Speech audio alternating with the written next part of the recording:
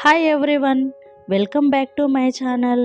ఈరోజు మనకందరికీ ఇష్టమైన బెండకాయ మసాలా కర్రీని రుచిగా తయారు చేసుకుందాం. చాలా సులభంగా తయారవుతుంది. ఈ కర్రీతో రైస్, రోటీ, చపాతీతో తింటే చాలా బాగుంటుంది.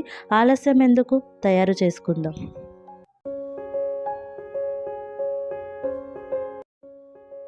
ఈ కర్రీ కోసం ఒక 1/2 kg బెండకాయలను తీసుకుని బెండకాయకు అటు చివరన ఇటు చివరన కట్ చేసి మధ్యలో ఘాటు పెట్టుకోవాలి. ఇలా అన్ని బెండకాయలను కట్ చేసుకుని పక్కన పెట్టుకోవాలి.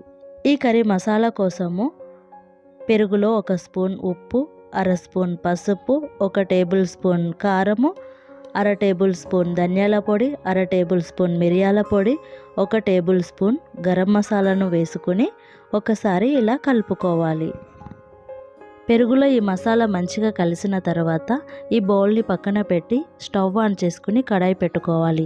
1 కప్పు ఆయిల్ వేసుకుని మనం ముందుగా కట్ చేసి పెట్టుకున్న బెండకాయలను వేసుకోవాలి.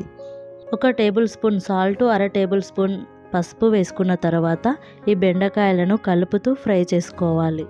ఒక 2-3 నిమిషాల తర్వాత బెండకాయలు కలర్ చేంజ్ అవ్వడం స్టార్ట్ అవుతుందండి. ఇప్పుడు చూడండి, పూర్తిగా ఫ్రై అయిపోయినాయి బెండకాయలు. ఇలా ఫ్రై అయిన బెండకాయలను ఒక బౌల్లోకి తీసుకుని పక్కన పెట్టుకోవాలి. ఇప్పుడు స్టవ్ ఆన్ చేసుకుని మరొక కడాయి పెట్టుకుని ఆయిల్ వేసుకోవాలి. ఈ ఆయిల్ వేడైన తర్వాత 1/2 టేబుల్ స్పూన్ జీలకర్ర, చిన్న ముక్కలుగా కట్ చేసి పెట్టుకున్న పచ్చిమిరపకాయలను కూడా వేసుకోవాలి. అలాగే 1 కప్పు ఉల్లిపాయ ముక్కలను కూడా వేసి మంచి కలర్ వచ్చే వరకు ఫ్రై చేసుకోవాలి. ఇలా మంచి కలర్ వచ్చిన తర్వాత 1 టేబుల్ స్పూన్ అల్లం ఎల్లిగడ్డ పేస్ట్ వేసుకుని అల్లం ఎల్లిగడ్డలోని పచ్చివాసన పోయే వరకు మనం ఈ ఆయిల్లో ఫ్రై చేసుకోవాలి. మనం ముందుగా కలిపి పెట్టుకున్న ఈ పెరుగు మసాలాను కూడా వేసుకోవాలి. ఈ మసాలా మొత్తం ఒకసారి కలిసేలా కలుపుకోవాలి. ఒక 2-3 నిమిషాల పాటు ఈ విధంగా ఉడికించుకున్న తర్వాత కట్ చేసి పెట్టుకున్న టమాటా ముక్కలను కూడా వేసుకోవాలి. అలాగే 1 రెమ్మ కరివేపాకును కూడా వేసుకోవాలి. ఈ కర్రీ ఆయిల్ సపరేట్ అయ్యే వరకు ఉడికిన తర్వాత మనము 1 గ్లాస్ వాటర్ వేసుకోవాలి.